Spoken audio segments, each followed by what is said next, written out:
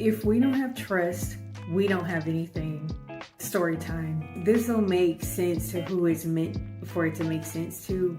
I can't even say that this person was a potential client, but at some point they might have been. I want to preface this video by saying that this was a test.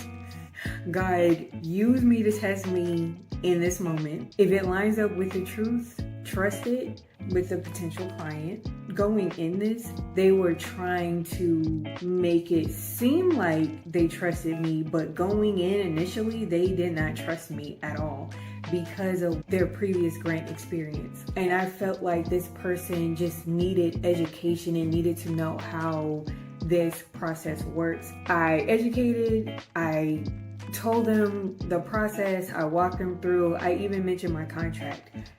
That did not convince them. They just did not trust me. When with their first grant experience, and this is unfortunate, they ran into a scam. So this scammer said that they would write them a grant under $30,000, but this person ended up getting a bill. This is where all of the distrust is coming from. So now I'm being held to that standard of they scam me, you might do the same.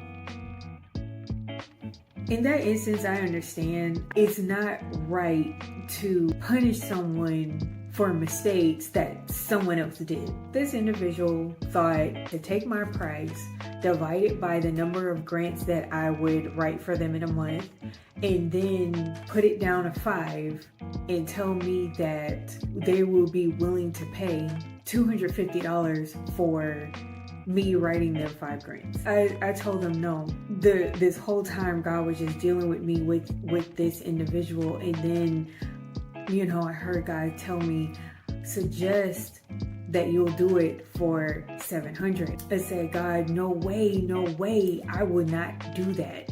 But then I'm like, no, I have to be obedient. I suggested $700, just like I said, and I was fighting myself to say that because that wasn't my price. Of course, the individual agreed to it. They were saying that, well, when you get me the grant, I'll just pay you out of the grant fund. So in reality, you'll get way more than the $700 that you just suggested, and way more than the $250 I suggested. So you're going to be making so much more.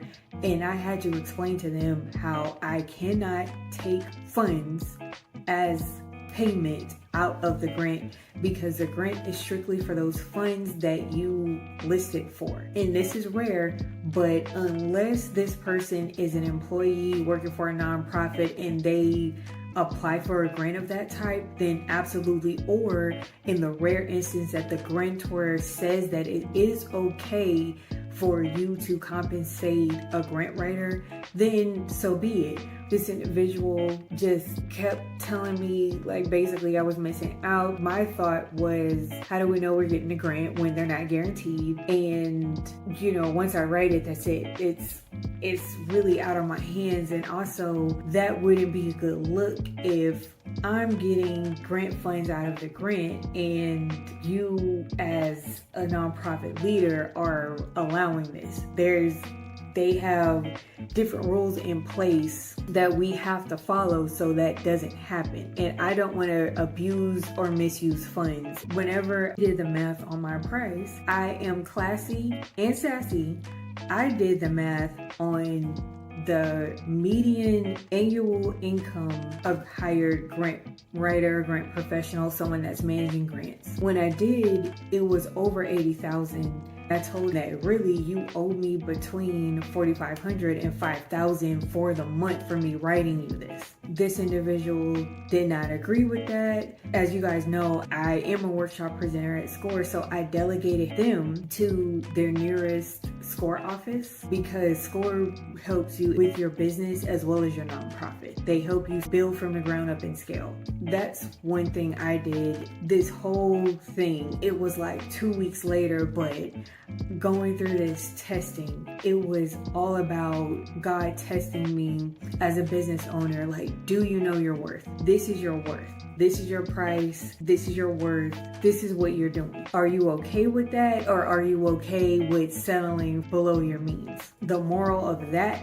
story time was just to tell you business owners, and if you're thinking about starting a business or a nonprofit, start at the beginning. Know your worth. Know your price. Know your value. Know what you bring. Don't allow anyone, and I mean anyone, to tell you otherwise. I know God talks to us in the way that he talks to us, but I know that this was for someone. Just so I'm clear, because God told me to suggest that. That doesn't mean he's going to tell you to suggest that. In that moment, God was testing me and speaking to me about what I needed to do to realize the value of my own worth. Please share this video, like, share, subscribe, hit the +sign, notification sign, follow for more.